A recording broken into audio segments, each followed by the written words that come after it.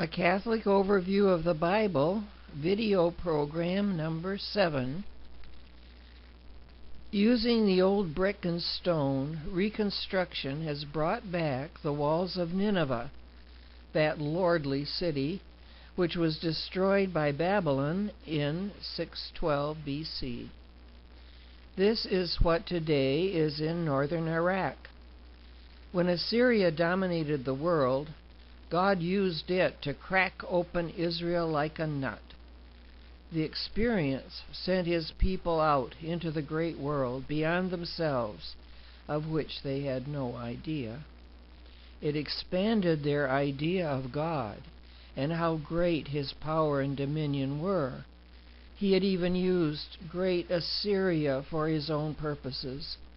But Assyria, a useful instrument, would be punished for its presumption and cruelty. An artist has reconstructed the city of Ashur in a drawing based on recovered ruins. Ashur was the oldest of the great Assyrian cities, and it too had been defeated by Babylon 2 years earlier in 614 BC. Depicted here, rising beyond the walls, is the temple of the Assyrian god Ashur, for whom the city was named. The prophet Zephaniah, in the 2nd chapter, declared for God that in punishment for its brutality, Nineveh would be a ruin in time to come. This is what remains of its splendor. An onyx bowl has Esarhaddon's name inscribed on it. He succeeded his father Sennacherib after his assassination and saw the rise of the power in Assyria until it defeated Egypt. He is mentioned in Tobit. Ashurbanipal succeeded his father Esarhaddon and put down an Egyptian revolt. Ashurbanipal's servants string their bows. Ashurbanipal succeeded his father. He may hunt lions, but his successors will soon be among the hunted, as Babylon's might increases and Assyria goes into a rapid decline. Ashurbanipal's dogs and trainers. These are dogs you wouldn't want to meet on a dark night, or in daylight for that matter. Workmen carry tools for the projects of Ashurbanipal, but Babylon will soon be the tool in God's hand to end Assyria and its cruel exploits. The royal war horses will soon be bested when Assyria meets Babylon in a decisive battle at Carchemish in 605 BC. And then the Assyrian chariot corps will be a thing of the past. It was not Assyria, but Babylon, that caused the fall of Jerusalem. But that fall was foretold by the great prophets because of the disregard of the law of God and the worship of pagan gods that had filled Jerusalem with false worship. The destruction of Jerusalem by Babylon was complete. Archaeology has found evidence of how extensively Babylon plowed Jerusalem when at last Nebuchadnezzar's patience was exhausted. Here, at the level of the Babylonian destruction of Jerusalem, a large storage jar lies smashed, a victim of the destructive vengeance of Nebuchadnezzar at Zedekiah's treachery. Giant storage jars were filled with foodstuffs to see people in Jerusalem through the siege, but they were emptied much too soon. The people were starving. In the dust of the street lie young men and maidens, cries Jeremiah. Here a storage jar found in the ruins has been restored. If God's people had only heeded, He would have protected them from their enemies. But the city of Jerusalem was full of the worship of false gods. These Baal heads were recovered at the dig at Tel Dor. At the same site, these images of the maternal Astarte were found. The goddess Astarte looks pregnant here, but her extensions of worship around the Mediterranean demanded child sacrifice. And Jerusalem itself had a Tophet, or a defiled burial ground, where such sacrifices also were made. God could not tolerate the sweeping false worship that threatened all He had invested over centuries in order to bring a revelation of truth to this people. His plan would not be overcome by evil. Cult prostitution figures show us how immoral behavior is as old as the fall and continually tempts the people God has chosen for His own. What would God do to salvage them from the bog into which they had fallen? The answer is that He would awaken them by defeat and exile.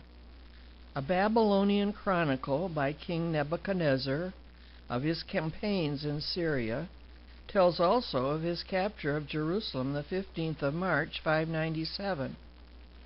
The prophets had warned that if Judah did not repent and reform, its destruction would be as complete as its sister in the north, Israel, who had been demolished by Assyria in 722 BC. Ignoring the prophets, Jerusalem went on its merry way. Therefore, God used the Babylonians to destroy the city and the temple and to send the people into exile, where they would recommit themselves to God. They were brought, the exiles, to the great city of Babylon and entered the city through the Ishtar Gate. Certainly the hanging gardens in the background caused them to wonder. The ziggurat on the far horizon spoke of the ancient past of the Babylonians. Such constructions had antecedents that were 2,500 years old when the Babylonians ruled the land. 2 Kings chapter 24 says, Nebuchadnezzar carried away Jehoiachin to Babylon, the king's mother, the king's wives, his officials, and the chief men of the land he took into captivity from Jerusalem to Babylon. All the men of valor, 7,000, and the craftsmen and smithies, 1,000, all of them strong and fit for war. End of quote. Through these victory gates, the important captives, with their king Jehoiachin, were led. The Ishtar Gate was taken piece by piece from the ruins of Babylon and reconstructed in a museum in Berlin. Enameled lions decorated this processional street. The hanging gardens were visible from a long distance. Terraces reached 75 feet in height and were watered by a system of wells and fountains. The gardens were accounted one of the wonders of the ancient world and were built for Nebuchadnezzar's bride, who longed for the vegetation of her homeland when she arrived in the more arid Babylon. A bridge crosses the Euphrates up to the walls of Babylon, and to the left there's the huge temple tower, a ziggurat to god Marduk, 300 feet tall.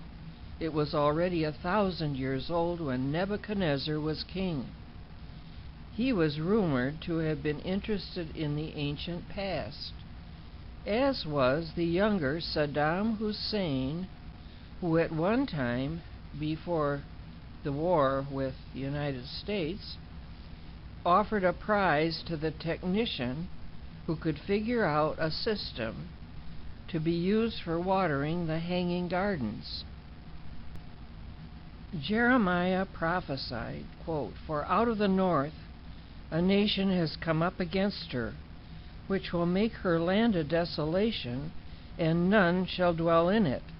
Both man and beast shall flee away." End of quote.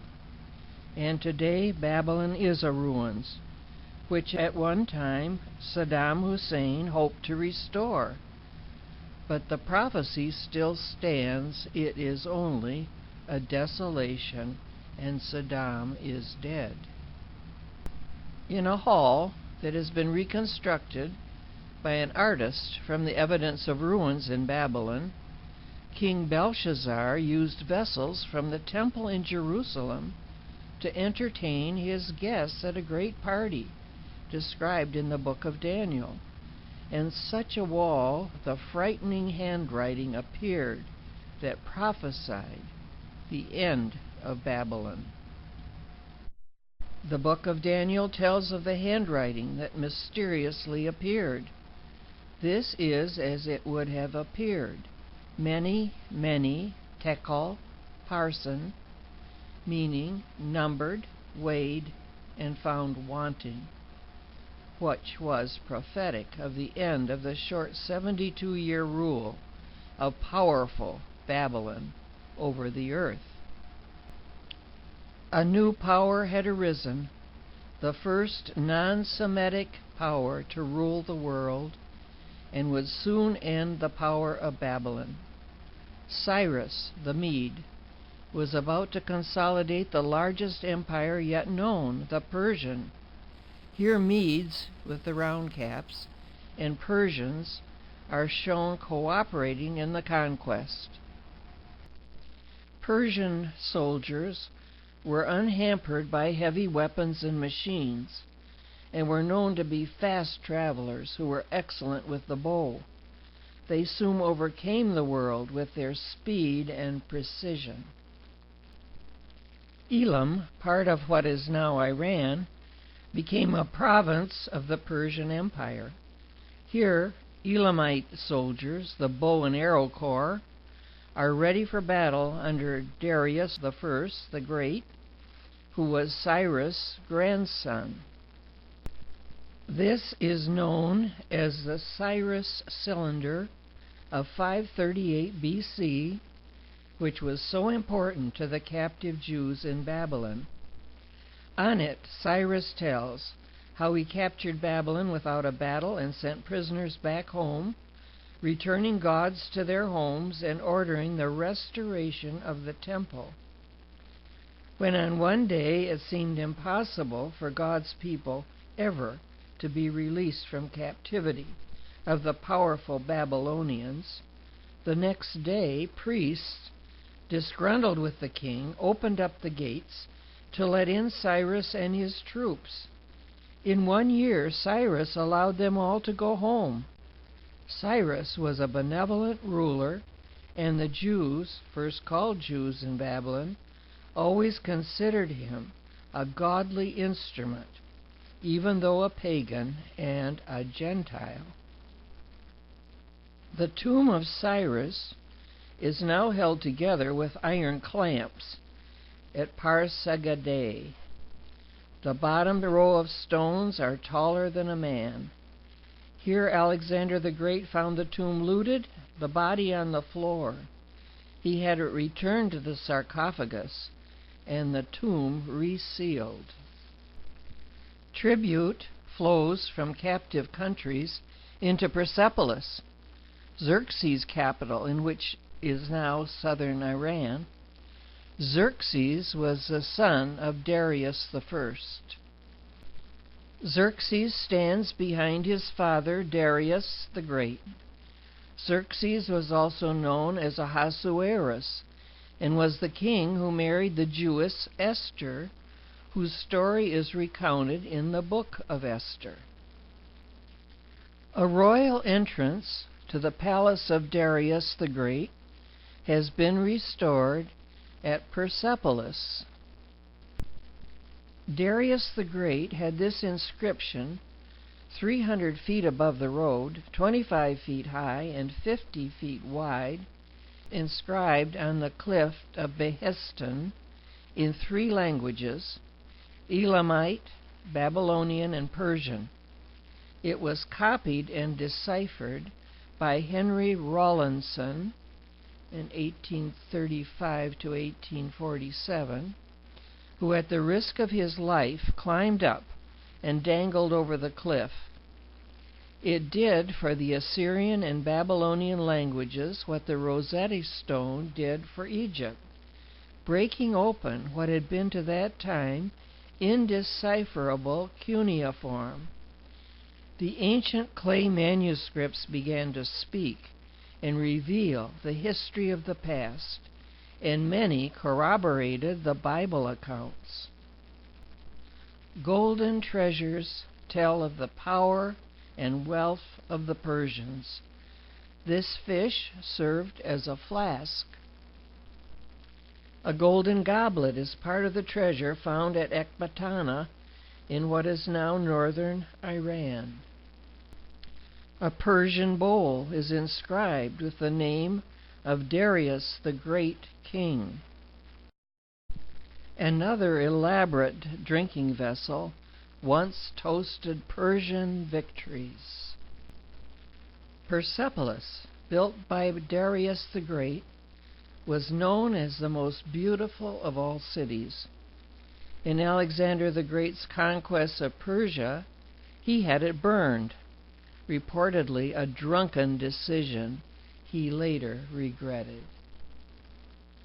When Persepolis became too hot in summer, the court moved to the city of Susa, the summer capital. Excavations of Susa go on. Susa is where the story of Esther takes place.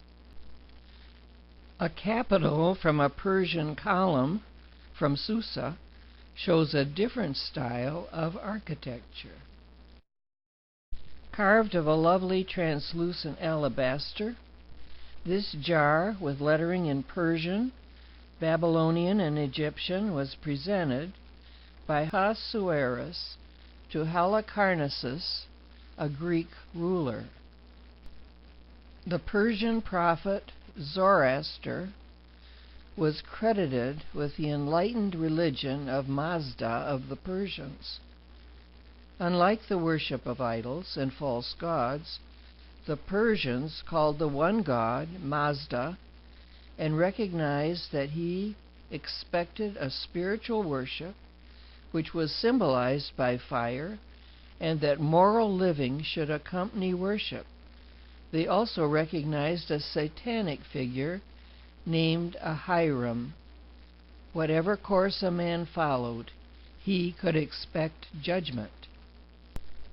The 2500th birthday party of Iran was lavishly celebrated by the then Shah of Iran in 1972, 2,500 years after the rise of Cyrus in the early 6th century BC, and of his kingship over the world in 539 BC.